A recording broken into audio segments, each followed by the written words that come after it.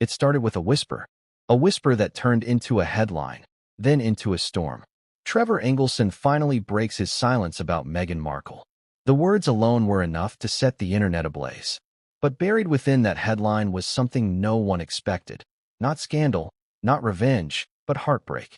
Real, raw, human heartbreak. Because when Trevor finally spoke, his words weren't laced with bitterness or blame. They were soaked in sadness. He didn't talk about fame. He didn't talk about betrayal. He talked about loss. What kind of loss could haunt a man for over a decade? What kind of truth could be so painful that even time refused to dull its edges? Viewers, you might think you know Meghan Markle, the actress, the duchess, the icon. But before the royal titles, before the controversies, before the world called her divisive, she was simply a woman chasing a dream. And beside her stood a man who believed in that dream, who built his world around her, who thought love could conquer everything. Until it couldn't. Before we continue, please hit the like button, subscribe to the channel, and turn on the notification bell for updates. The question that still echoes through every interview, every whispered rumor, every late-night forum post. Why didn't Meghan Markle ever have a child with her first husband, Trevor Engelson? Was it by choice? Was it timing? Or was it something much deeper? Something that even love couldn't fix? Imagine this for a moment. Two young lovers in Hollywood, both ambitious, both chasing impossible dreams. They had the energy of youth, the sparkle of hope, and the kind of chemistry you only see in movies. They laughed together, struggled together, and built a life that seemed destined to succeed. But behind the laughter, behind the red carpets and the engagement smiles, there was a silence neither of them dared to break. A silence born from fear, shame, and the pressure to appear perfect. Now, why does this story matter today? Because years later, after Meghan's rise to global fame, after her fairy tale wedding to Prince Harry, and after becoming one of the most talked about women in the world, Trevor's quiet confession has changed the narrative. It peeled back the layers of gossip and revealed a heartbreak that connects to something far more universal: the fear of not being enough.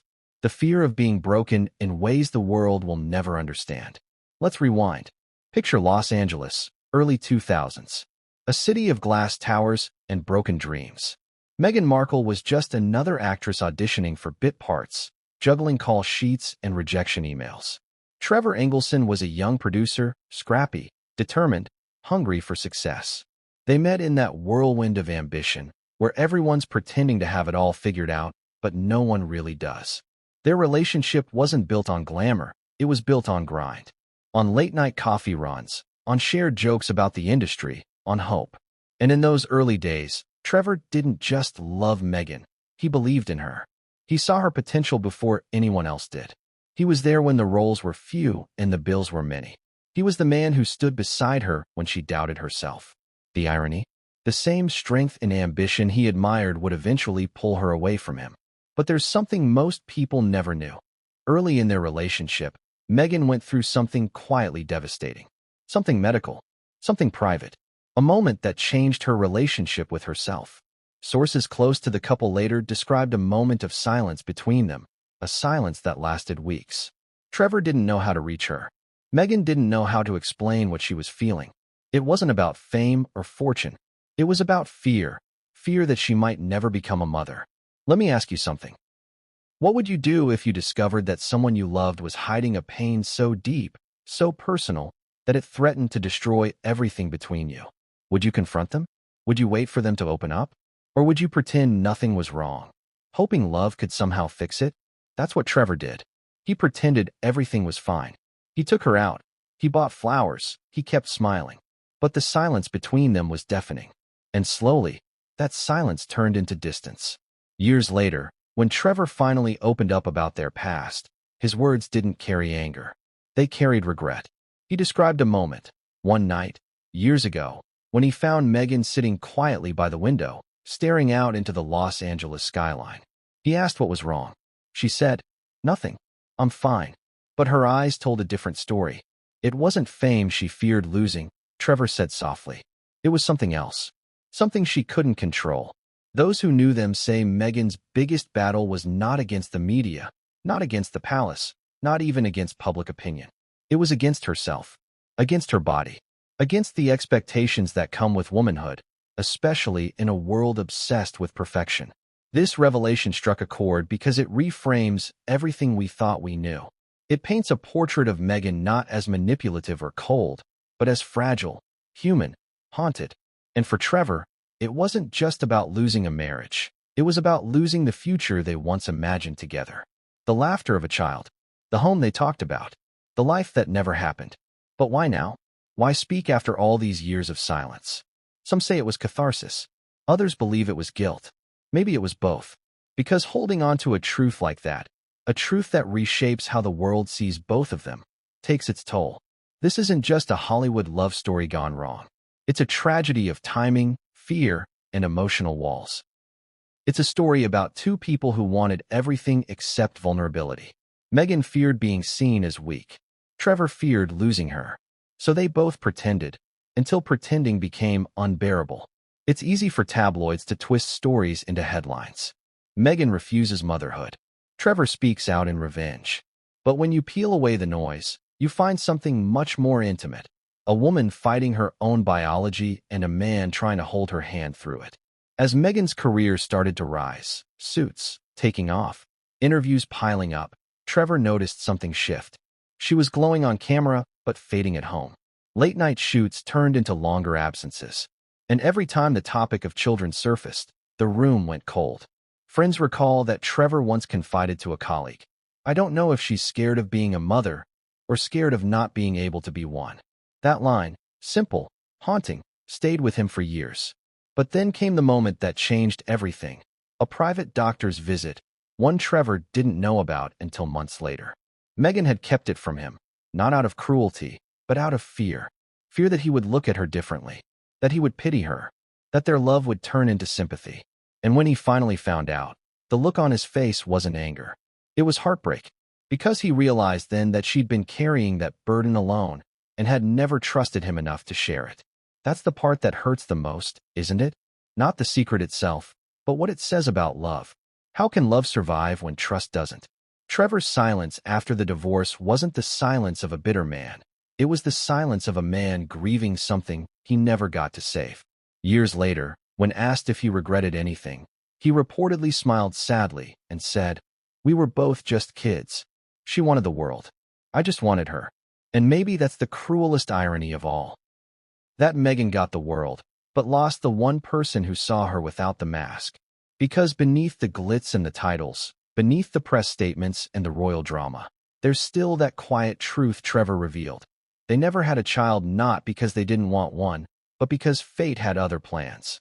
Now, imagine holding that kind of truth inside for years, watching the woman you once loved become a global phenomenon, hearing people praise or condemn her, all while you know something the world doesn't, that behind every smile was a shadow she couldn't escape.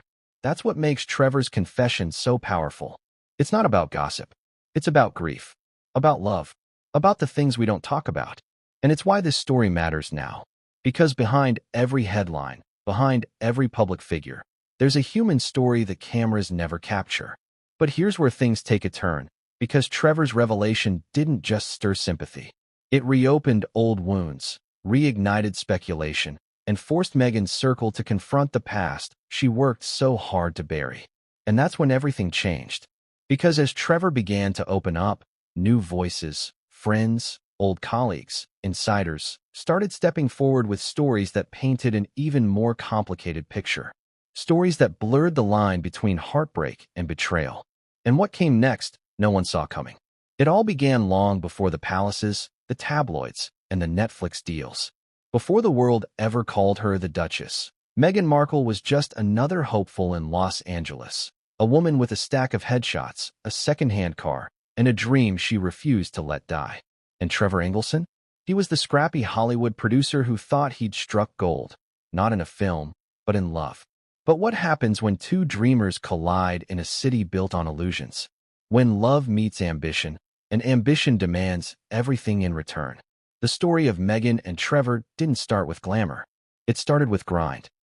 Late nights, long drives, shared takeout dinners eaten off scripts and coffee tables. Two people who genuinely believed they were going to make it together. Meghan had just landed small parts, Blink and you'll miss it roles in CSI, and Deal or No Deal. Trevor was hustling behind the scenes, working on independent films and documentaries that barely broke even.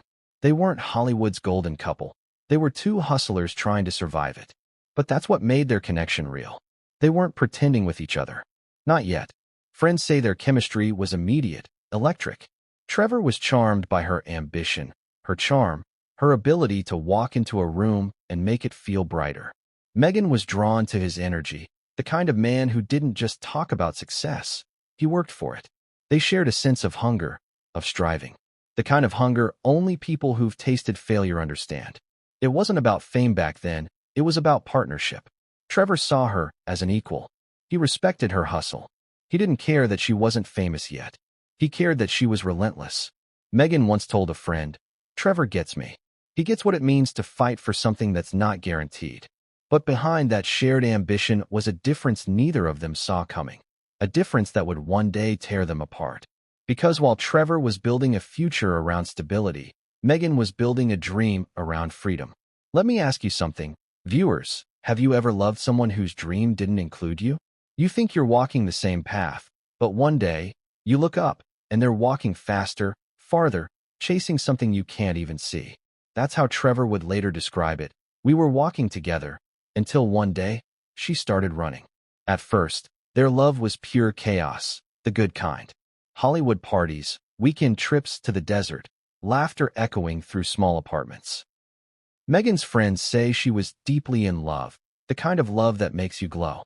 She'd talk about him constantly, how he made her feel safe, how he was the one. But in the same breath, she'd talk about her career, her auditions, her scripts, her plans. Trevor noticed it early on, the subtle shift. Her eyes lit up when she talked about work, not him. He brushed it off at first. After all, that ambition was what he loved most about her. But love has a strange way of revealing its fractures. Trevor started landing small successes. Meghan's roles began to grow too. Commercials, guest appearances, slowly climbing. They were becoming that couple, the one everyone rooted for. But behind closed doors, cracks were forming. Because in between the laughter and champagne toasts, there were quiet moments. Moments where Meghan would drift away. She'd get lost in thought, staring at nothing, her smile fading into something heavier. Trevor noticed, but he didn't push. He thought she was just tired. He didn't know that those moments of silence were the beginning of something darker. It wasn't about fame. It wasn't about work. It was about fear. There's a story one of their friends told, a night that, in hindsight, marked the turning point. Meghan had just come back from an audition, frustrated. She'd been told she looked too tired, too ordinary. Trevor tried to cheer her up. They ordered Thai food, poured wine, and started laughing about it. Then, out of nowhere, Meghan went quiet. Trevor asked what was wrong. She shook her head, smiled faintly, and said, "I just want to be perfect at something." It seemed innocent then, but Trevor would later say that was the first time he realized she didn't just want to succeed. She needed to. And that kind of need, that obsession with perfection, doesn't leave room for weakness. In those early years, they were still just a normal couple. Meghan loved yoga mornings and handwritten notes. Trevor loved surprising her with spontaneous trips. But slowly, a shadow crept into their happiness, the quiet fear of what would happen if one of them got left behind. Hollywood doesn't reward love, it rewards independence. And Meghan learned that fast. She started talking about branding, about image, about future roles that could change her career. Trevor supported her, of course, he always did. But in supporting her, he began to disappear. Then came the first secret. A missed dinner. A canceled trip. Meghan said she wasn't feeling well. She brushed it off as exhaustion, but Trevor sensed something was off. She seemed distant, distracted, fragile in a way he'd never seen. What he didn't know then was that Meghan had been to see a doctor. Quietly. Alone. Something about that visit would shake her confidence to the core. Something she wasn't ready to tell anyone, not even the man she loved. In the following weeks, Trevor noticed subtle changes. Meghan was quieter, less affectionate, more withdrawn. He tried to make her laugh, to bring back the spark, but it felt forced. There were moments when she'd reach for him, only to pull away. It wasn't rejection, it was fear. Fear that her body might not cooperate with the life she imagined. Fear that love wouldn't survive her truth. Now, Think about that for a second. Imagine carrying that kind of secret. The pressure of perfection, the fear of judgment, the shame of something completely beyond your control. In Hollywood, image is everything. Weakness doesn't sell. Vulnerability isn't rewarded. And Meghan, ever the perfectionist, wasn't about to let her vulnerability show, not even to Trevor. She poured herself into work, chasing success as if it could heal her. She was determined to prove, to herself, to the world, that she could have everything she wanted, even if nature had other plans. But love isn't built on ambition alone. Trevor began to feel it, the emotional gap widening. Conversations became shorter. Eye contact rarer. They'd go to dinners, surrounded by laughter and light. But there was always that silent undercurrent between them, the one no one else could see. Friends would later say that Trevor started drinking more, working longer hours. He didn't know how to fix something he couldn't name. And Meghan? She began to master the art of smiling through pain. There's a reason this chapter matters. It's not just a setup for heartbreak. It's the foundation of everything that followed. It's the story of two people who genuinely loved each other, but were already standing on opposite sides of a fault line. Because here's the truth. Meghan didn't just want to be loved. She wanted to be admired. And Trevor didn't just want to be supportive. He wanted to be needed. Those two desires rarely survive the test of time. Still, they tried. They traveled. They took photos that looked perfect on the surface. And in those fleeting moments, they believed it. They believed their love could weather anything. But even then, destiny had other plans. One night, at a small dinner party in Malibu, Trevor noticed Meghan step outside to take a call.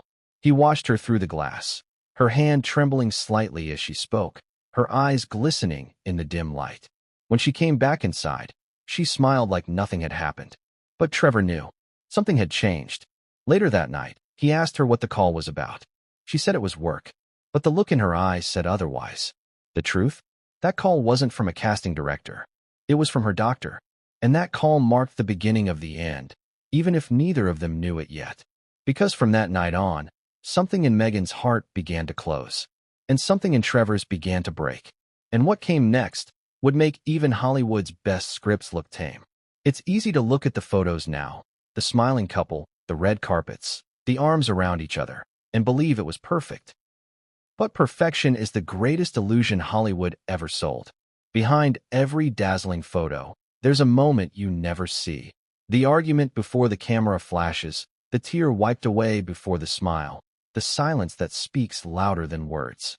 For Meghan Markle and Trevor Engelson, that silence became deafening. The first signs were subtle. Meghan had always been the driven one, disciplined, organized, precise. She'd wake up before dawn for yoga, rehearse lines in front of the mirror until she nailed every syllable, and keep a notebook filled with affirmations and quotes about success. Trevor admired it at first. It was part of what made her magnetic. But slowly, her routine started to replace their relationship. Their mornings became separate rituals, their dinners became quick catch-ups, and their weekends, once filled with laughter, turned into work sessions or networking events. And yet, the irony? To outsiders, they looked like the perfect team. They were the couple everyone wanted to be, one of Meghan's early colleagues recalled.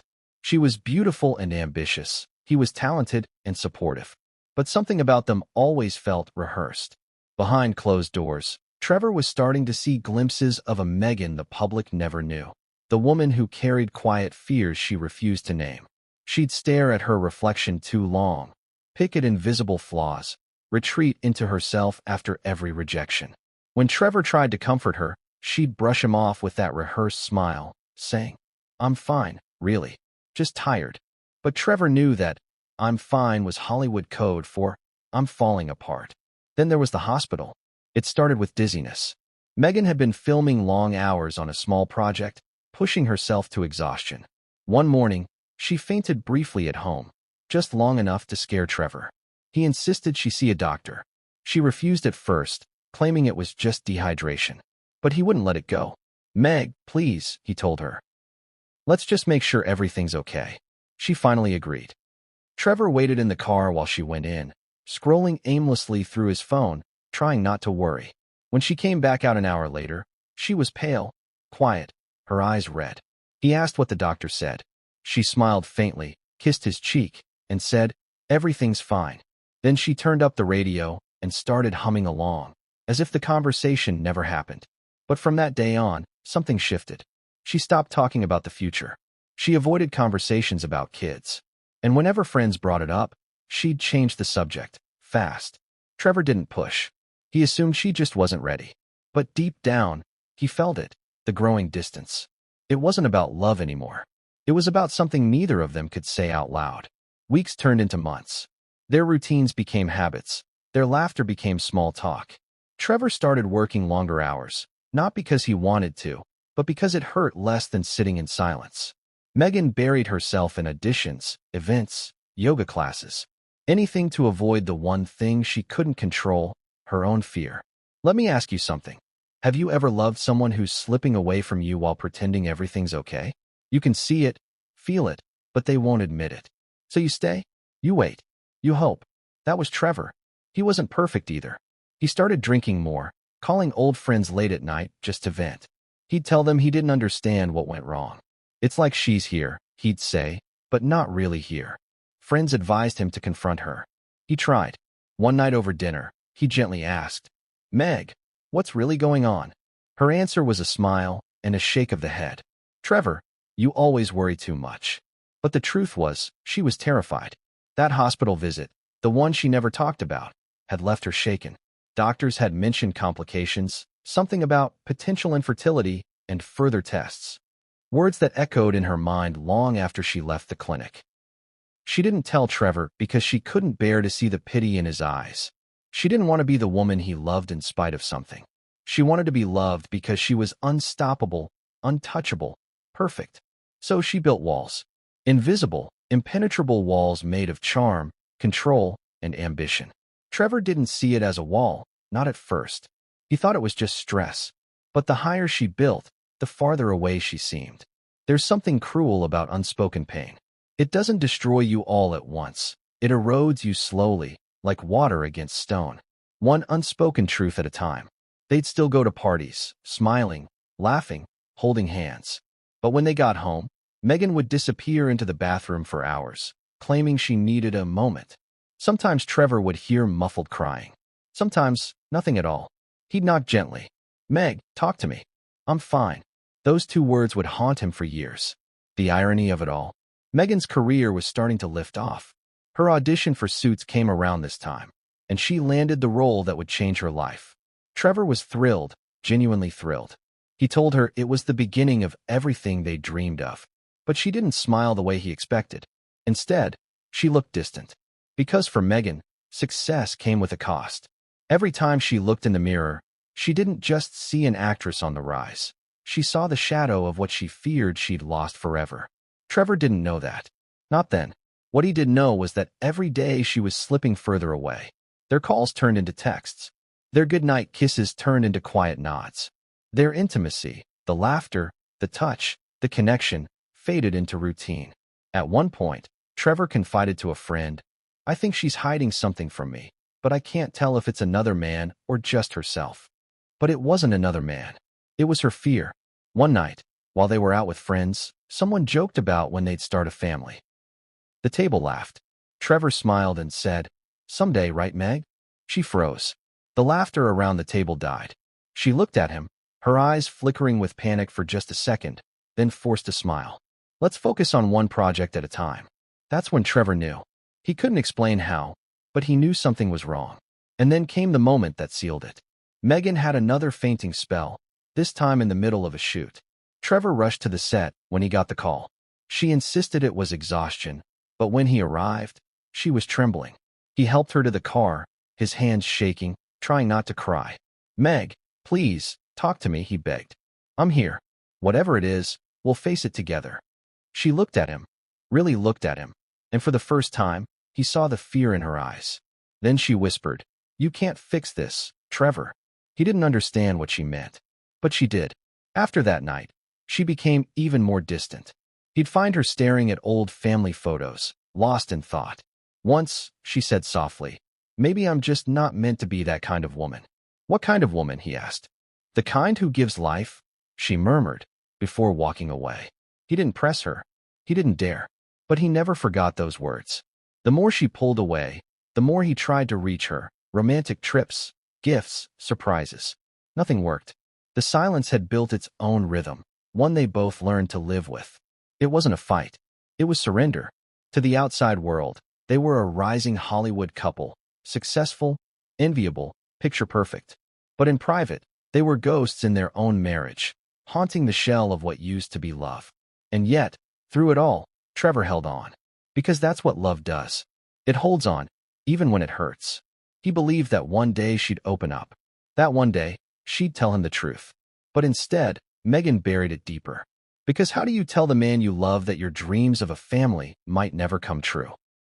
How do you admit that the future you promised each other, the laughter of children, the life you imagined, might never exist? You don't. You keep smiling.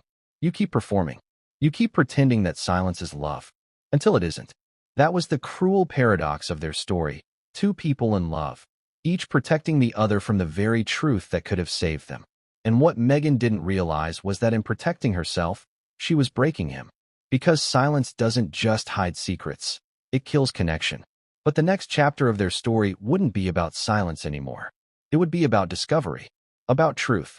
About a secret that would come crashing to the surface in the most unexpected way. Because one day, Trevor would find something Meghan never wanted him to see. And when he did, everything he thought he knew about their marriage would fall apart. It was supposed to be just another ordinary morning. The California sun was bleeding through the blinds. The smell of coffee filled their kitchen, and Trevor was humming as he flipped through scripts at the counter.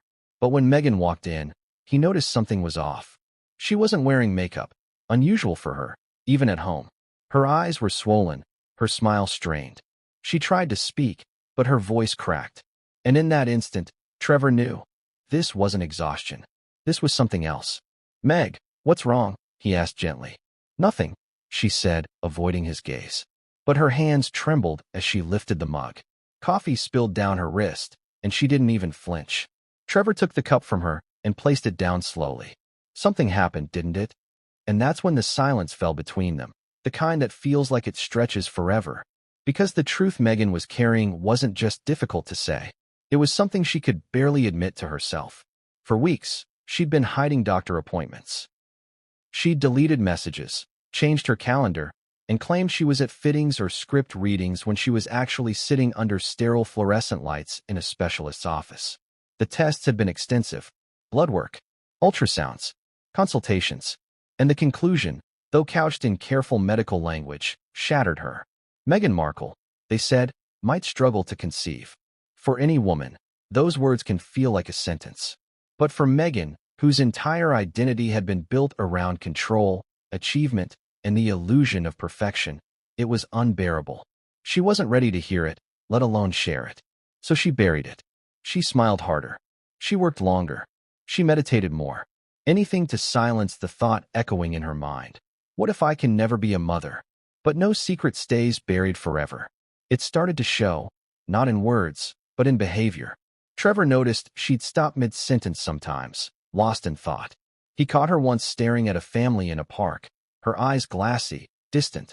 When he asked what she was thinking, she said softly, "Nothing important." But it was important. It was everything. Inside, she was breaking. Meghan had always been fiercely private. Even with Trevor, the man who'd seen her at her most vulnerable, she couldn't bring herself to share this. Because in her mind, admitting it would make it real. And real meant failure. Trevor, meanwhile, was fighting his own battle. He didn't know the details, but he could feel the distance growing. The woman he loved was drifting away from him, one secret at a time. He'd come home to find her already asleep, or pretending to be. He'd ask how her day went, and she'd say, "Fine." That word again, fine. The word that kills conversations and hides pain. The worst part? She started avoiding affection. The hugs became side glances. The kisses became quick pecks on the cheek. It wasn't rejection, it was fear. Fear of intimacy. Fear of connection. Fear of letting him get too close to a truth she couldn't bear to explain. Trevor tried everything. Flowers. Notes. Weekend getaways. But Meghan would always find an excuse. "I have a shoot. I'm tired. Maybe next week." He told a friend once, "It's like living with a ghost. She's here, but I can't reach her." And then, one night, he did reach her, but not the way he wanted to. They were sitting on the couch, a movie playing on mute, neither really watching. Trevor reached for her hand. She flinched. He pulled back. "Meg, talk to me," he whispered. Her lips parted as if to speak, but instead, tears rolled down her cheeks. Silent, trembling tears. He moved closer, but she stood up quickly and walked out of the room. When she came back, her eyes were dry, her face composed, her voice calm. "I just need some space," she said. He wanted to scream, to demand answers. But something in her eyes stopped him. It wasn't anger. It was grief. That night, she slept in the guest room. And that's when Trevor started to wonder, had he done something wrong? Was she seeing someone else? Was she falling out of love?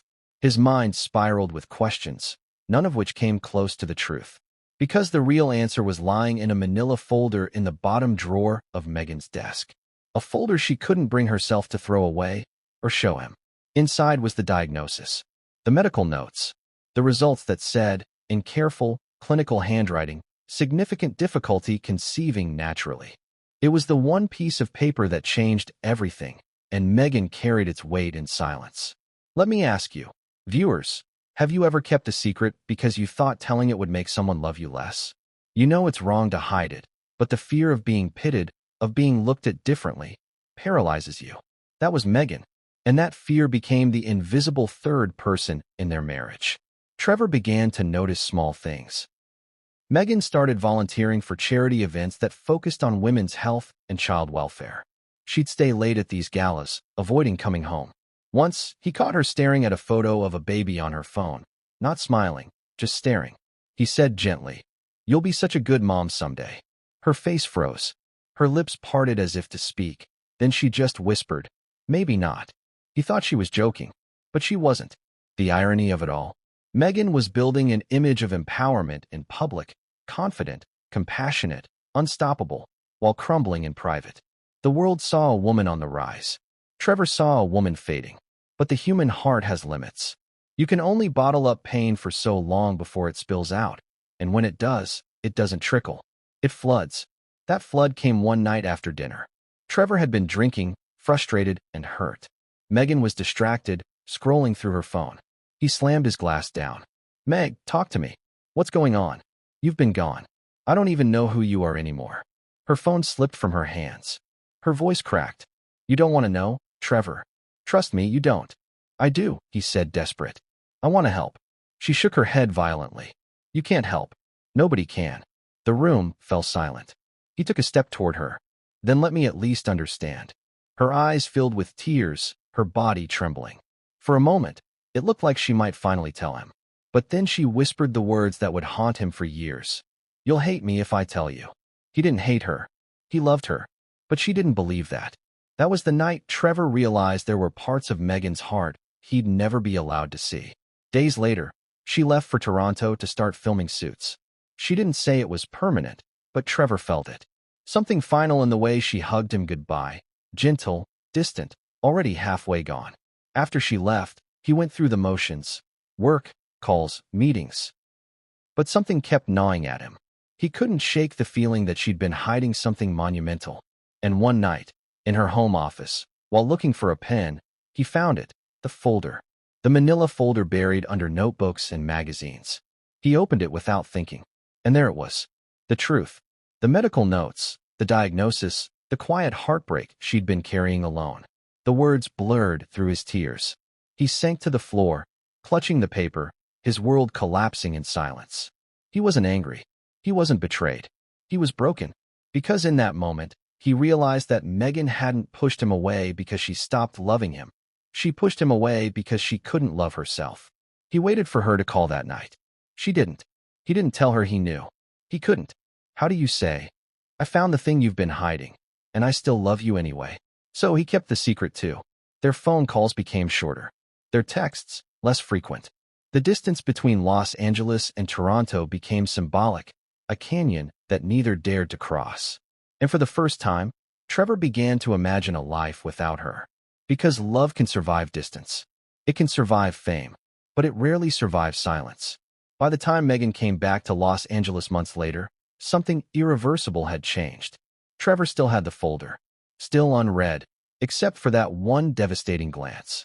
He kept it in his drawer, as if hoping it would somehow explain what went wrong. And when she walked through the door, smiling like nothing had happened, he realized he couldn't pretend anymore. The silence had done what time and fame never could. It had killed their love. But what neither of them knew, not yet, was that this secret wouldn't stay buried forever.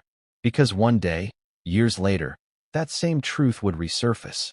Not in a folder, not in a letter, but in Trevor's own voice, breaking as he finally said out loud what he'd kept hidden for so long. But before that reckoning, before the confession that shocked everyone, there was one more chapter, one that would take their pain and twist it into something darker. Because Meghan Markle wasn't ready to face her truth, and the way she chose to escape it would change everything. Denial is a funny thing. It doesn't arrive with thunder or lightning. It sneaks in quietly, wrapping itself around your heart like a silk ribbon. Soft, comforting, deceptively gentle. It whispers. If you don't say it out loud, maybe it isn't real. That's where Meghan lived for months, in denial. After Trevor discovered the folder, he thought he understood her pain, but he underestimated her determination to outrun it. Meghan didn't face her diagnosis. She buried it beneath a mountain of distractions, photo shoots, charity appearances, interviews, and endless scripts. The woman who once cried quietly in the bathroom mirror now smiled effortlessly on set. She'd mastered the art of pretending. But denial doesn't erase pain. It amplifies it. And for Trevor, watching her disappear behind that mask was like loving someone through glass. You can see them, but you can't reach them. He tried. God, he tried. He planned dinners, left notes in her script bag, bought her favorite flowers. Nothing worked. Every gesture felt like it hit a wall. Meghan's responses were polite but distant, gratitude without warmth, affection without emotion. When friends saw them together, they said, "You two look great." And Trevor would force a smile. But behind closed doors, the silence between them grew louder. One night, he came home from a production meeting and found her sitting at her desk, typing furiously. The glow from her laptop cast shadows across her face. She didn't even look up when he said her name. "Meg. Can we talk?" "About what?" "About us." She stopped typing. For a second, he saw something flicker in her eyes. Fear? Sadness? He couldn't tell.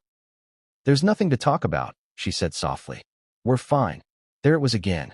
That word. Fine. The biggest lie in the English language. "Meg," he said carefully, "I know about the doctor's visit." Her fingers froze above the keyboard. Slowly, she turned toward him. Her expression didn't change, but her body stiffened, a reflex of defense. "What are you talking about?" "I found the folder," he said quietly. "I didn't mean to, but I did." Silence. He waited for her to speak, to yell, to cry, something, anything. But she didn't. Instead, she closed the laptop, stood up, and said, "You had no right." "Meg, I was worried. You've been hiding something that's destroying you." Destroying me?" She cut him off, her voice sharp now. "You think this is about me being sad or weak? You think this defines me?" "I think it's hurting you," he said softly. "And you don't have to face it alone." Her laugh was hollow. "Alone? Trevor, I've always been alone. You think just because we're married, you get to fix me?" That word, fix, it broke something in him. Because he never saw her as broken. But in that moment, he realized she saw herself that way. He reached for her, but she stepped back. "Don't," she whispered. "Just don't." He froze. She turned away, her back to him. "I can't talk about this," she said, voice trembling. "Not now? Not ever." And just like that, the conversation ended. For the next few weeks, they lived like strangers. Polite, distant, coexisting in the same house, but separate worlds. Trevor went to work early and stayed late. Meghan spent most of her time in her home office or at yoga.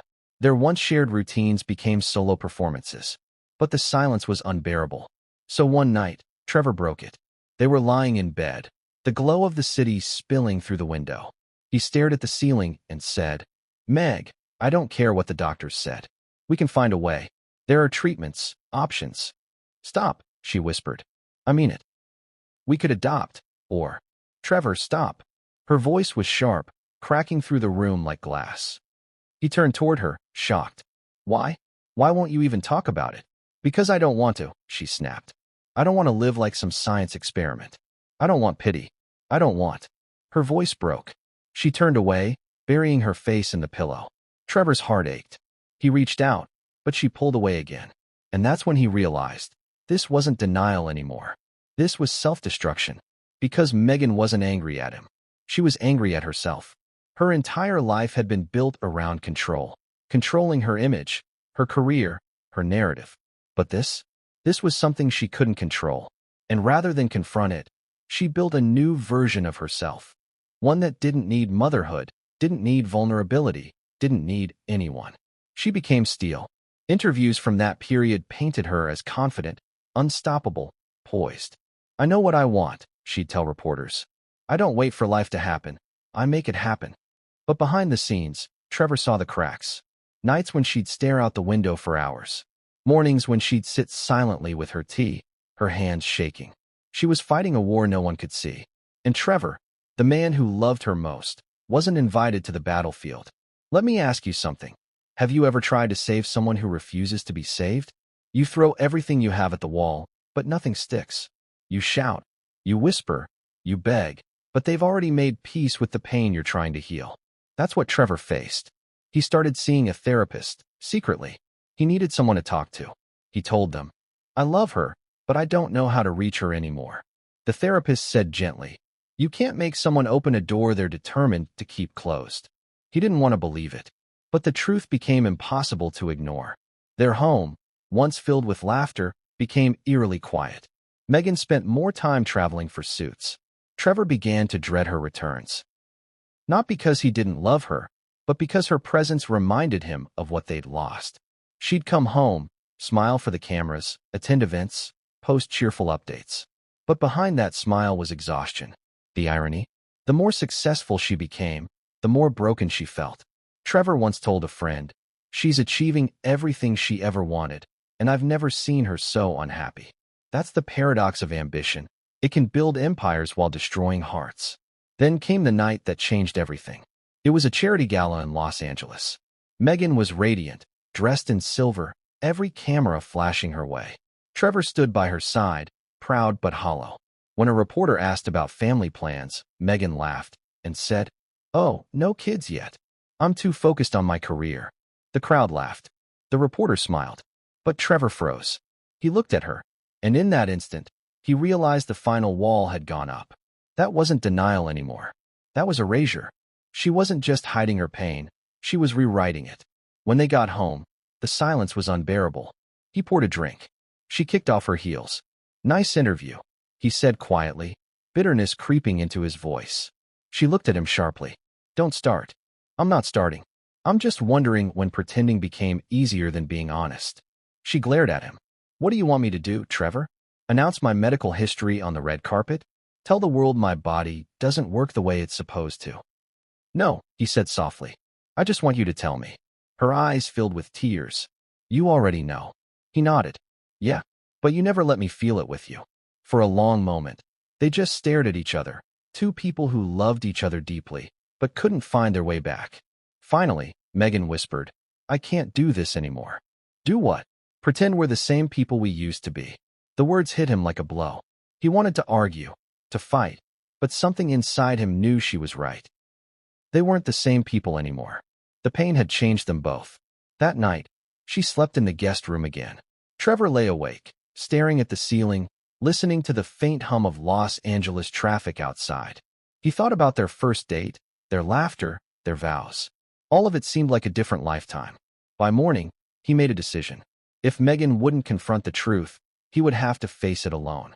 He started pulling away, emotionally, quietly, the way she had done months earlier. He stopped trying to fix things. He stopped asking questions. He stopped hoping. Because sometimes love doesn't die in anger. It dies in exhaustion. And as fate would have it, the next event in their story wouldn't just test their love. It would expose the secret to the world in a way Meghan never could have imagined. Because hidden truths have a strange way of finding their way to light. And Trevor was about to discover something that would turn heartbreak into disbelief. Something Meghan never meant for him, or anyone, to find. Sometimes, the truth doesn't shout. It whispers, through paper, ink, and words that were never meant to be read. Trevor Engelson would remember the day he found the letter for the rest of his life. It was a Sunday morning. The kind of morning that looked peaceful on the outside but felt heavy inside their home. The curtains were drawn. The air smelled faintly of coffee and cold perfume, and the silence between them had become so thick that even footsteps sounded like intrusion. Meghan had flown to Toronto again for filming, leaving behind her usual trail of lists and notes, instructions for the housekeeper, reminders for bills, everything neatly labeled in her perfect handwriting. But this time, something else was left behind, something that wasn't meant for him. Trevor was looking for a script in her office when he noticed an envelope tucked under a notebook on her desk. His name wasn't on it.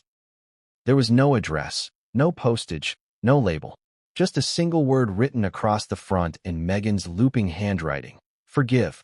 He stared at it. The handwriting was unmistakable. He told himself to walk away.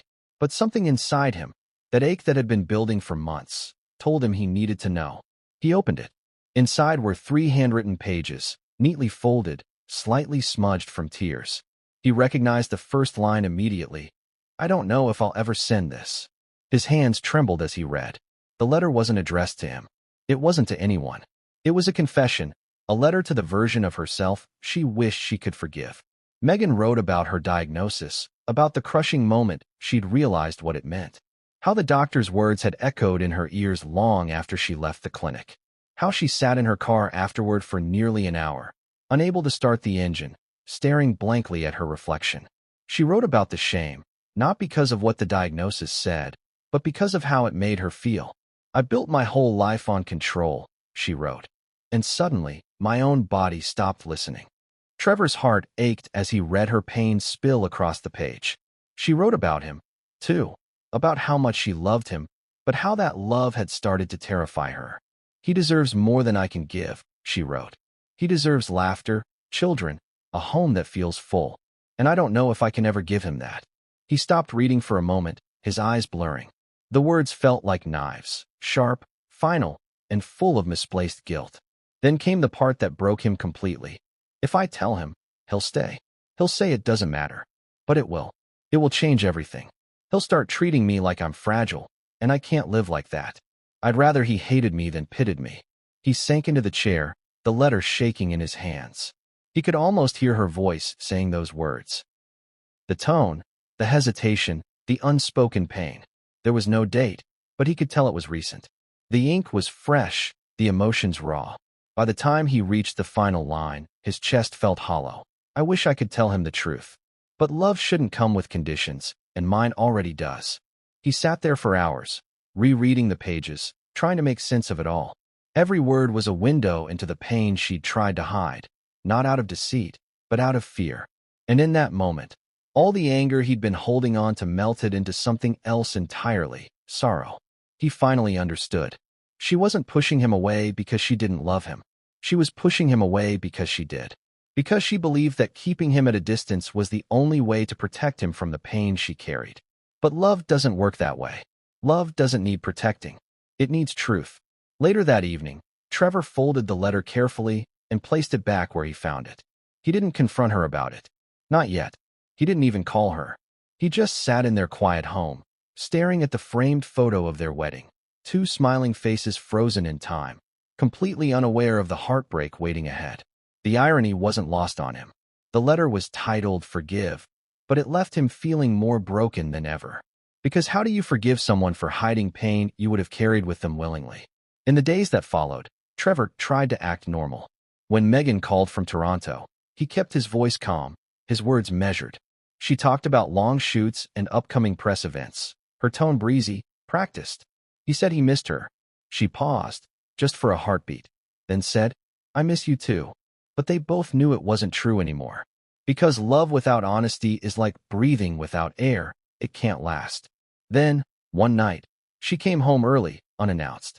Trevor was in the kitchen when he heard the door open. She smiled as she walked in, dropping her bags. Surprise, she said softly. He forced a smile. You're back early. I missed LA, she said, glancing around. And you? The words hung in the air, fragile, uncertain. They sat down for dinner, a meal that felt more like a performance than a reunion. Small talk, polite laughter, both of them pretending. But the air between them was charged, humming with the weight of things unsaid. Finally, Trevor couldn't take it anymore. "Meg," he said, his voice trembling. "I found the letter." Her fork froze midair. Slowly, she looked up. "What letter?" He didn't blink. "The one on your desk. The one that started with, 'I don't know if I'll ever send this.'" For a moment, she didn't breathe. Then she whispered, "You read it?" "Yes." She looked away, her eyes glistening. "You weren't supposed to." "I know." "Then why did you?" "Because I needed to understand why you were pushing me away," he said, his voice cracking. "Because I couldn't keep pretending that everything was fine when I could feel it wasn't."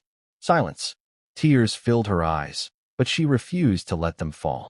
"Now you know," she said quietly. "And you probably wish you didn't." He shook his head. "No, Meghan. I wish you'd trusted me enough to tell me yourself." She swallowed hard. "I couldn't. I didn't want you to look at me differently." He took her hand, but she pulled it away. "Meg," he whispered, "you don't have to be perfect. You don't have to be everything. I just wanted you." Her voice broke. "That's the problem, Trevor. I can't even be that anymore." And there it was, the truth, raw and bleeding between them. They sat in silence, the sound of the city outside muffled by heartbreak. That night, Meghan didn't sleep in the guest room. She lay beside him, staring at the ceiling, tears rolling silently down her face. He wanted to hold her, to tell her it would be okay, but he knew words meant nothing now, because deep down, she'd already made her decision. The next morning, she was gone before sunrise. No note, no goodbye, just her ring on the nightstand, beside the letter she'd written. Trevor sat on the edge of the bed, holding that letter once more, realizing that sometimes closure doesn't come with words. Sometimes it comes with absence. From that day forward, he stopped trying to reach her. He stopped calling, stopped waiting for explanations. Because when someone you love decides to disappear, chasing them only deepens the wound. But fate has a strange way of circling back. Because that letter, that heartbreaking confession, wouldn't stay between them forever. Years later, when Trevor finally opened up publicly, it was that letter he talked about first. Not with bitterness, not with resentment, but with the quiet pain of a man who had once read love written in ink and tears. He said softly, "She didn't leave me because she didn't love me. She left because she thought she couldn't give me the life she believed I deserved. And that's something I'll never stop mourning." But at that moment in time, back in that quiet Los Angeles home, he wasn't thinking about interviews or revelations. He was thinking about the woman he'd lost to her own silence. And as he sat there, the early morning light pouring through the window, Trevor Engelson realized something that would stay with him forever. Sometimes love doesn't end because it dies. Sometimes it ends because one person believes they're not worthy of being loved anymore. But what came next, what Meghan did after that goodbye, would take the heartbreak they shared and turn it into something even more unimaginable. Because when she finally decided to move on, she didn't just move forward, she reinvented herself completely. And the world would never see her the same way again. It was supposed to be forever. That's what everyone says when they walk down the aisle, right? Forever. Always. Till death do us part. But for Trevor and Meghan, forever was a promise written on a postcard, mailed to a place that no longer existed by the time it arrived. Their wedding in Jamaica was supposed to be the start of something new, a celebration of triumph after years of struggle, love conquering distance, the two of them finally aligning their dreams.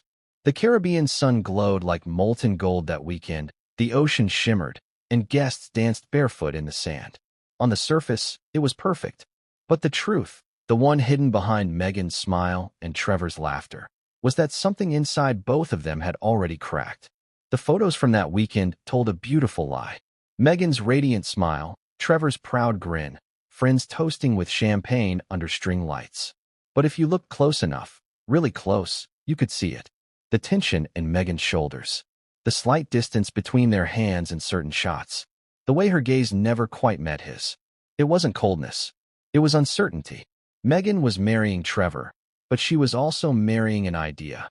The idea of stability, of being chosen, of being seen as the woman who had it all together. And Trevor? He was marrying the woman he loved, but also the memory of the girl she used to be. The one who needed him, who laughed freely, who still believed in simple dreams. But neither of those people existed anymore. From the moment they said, "I do," their marriage became a performance. Meghan was glowing for the cameras, ever conscious of the image, while Trevor watched, trying to convince himself that the spark would return. The wedding planner later recalled that Meghan spent more time perfecting the decor than talking about vows. She wanted everything to look perfect, they said.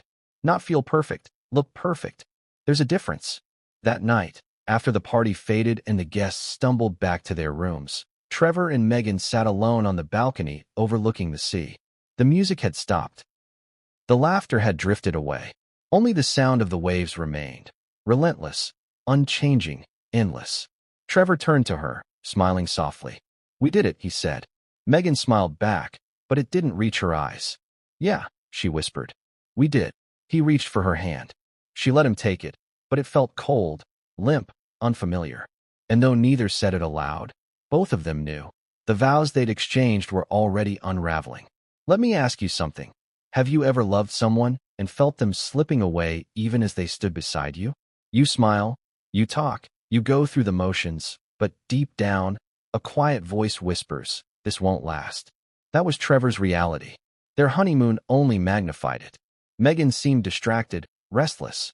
She spent hours reading scripts and checking her phone. Trevor tried to joke about it. "You married me, not your agent," he teased. She laughed, but it was a laugh of guilt, not joy. "You know I can't switch off, Trev," she said. "This is how my career works." He nodded, pretending to understand, but inside, he felt something crumble. He didn't marry Hollywood. He married Meghan. But the woman sitting beside him on that sunlit terrace wasn't the same woman who once dreamed about quiet dinners and small homes. She wanted more now, more fame, more validation, more everything. And the truth? He couldn't compete with more. By the time they returned to Los Angeles, the honeymoon glow had faded. Meghan dove headfirst back into work, and Trevor, heartbroken but determined, tried to adapt. He told himself she just needed time. That once the dust settled, they'd reconnect. But time didn't heal their wounds. It widened them. The first argument came just weeks after they returned. It was about something trivial, a missed dinner reservation. Trevor had planned a surprise night out, but Meghan canceled last minute because of a last-minute meeting. He said he understood, but when she came home after midnight, the tension was unbearable. "You're never here anymore," he said quietly. "I'm working," she replied sharply. "You knew what you were signing up for." "I signed up for you, Meg. Not your schedule." Her eyes hardened. "Then maybe you should have married someone who didn't have a dream." The words hit him like a slap. He didn't reply. He just walked away, the silence between them now screaming. From then on, fights became more frequent. Small things, text messages left unanswered, forgotten anniversaries, sarcastic remarks during interviews. But beneath those small things lay the real issue neither dared to name: the absence of children, the absence of future. Trevor wanted to try. He suggested doctors, therapy, adoption, anything. But Meghan refused. She didn't want to revisit the past. She didn't want to acknowledge what was broken. "We're fine the way we are," she said one night, her voice calm but distant. He looked at her, his eyes full of desperation. "Are we?" She didn't answer. In those moments, he missed the old Meghan, the one who laughed at silly jokes, who danced barefoot in the kitchen, who scribbled dreams in a notebook. But that Meghan was gone, replaced by someone harder, more guarded, more determined to be seen as flawless. It wasn't that she stopped loving him. She stopped believing that love was enough. And slowly, Trevor began to believe it too. Their home turned into a museum of what once was. Framed photos of fake smiles, untouched wine glasses, a wedding album collecting dust on the table. They still shared a bed, but the space between them felt miles wide. One night, Trevor woke up to find Meghan sitting by the window, staring into the darkness. "Can't sleep?" he asked softly. She didn't look at him. "I'm fine." "Meg." She turned, her eyes tired. "Trevor, please. Don't." Those words became the story of their marriage. Don't. Don't ask. Don't press. Don't feel. He started sleeping on the couch. At first, it was just for a night. Then another. Then it became habit.